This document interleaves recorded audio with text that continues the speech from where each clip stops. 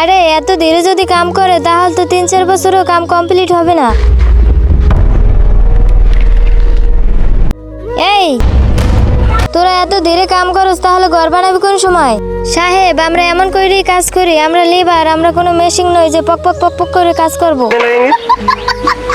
এটা খাবি নাকি? এই দেখেন সাহেব, মেশিনে যেমন পেট্রোল লাগে আমাদেরও তেমন চুল্লু লাগে।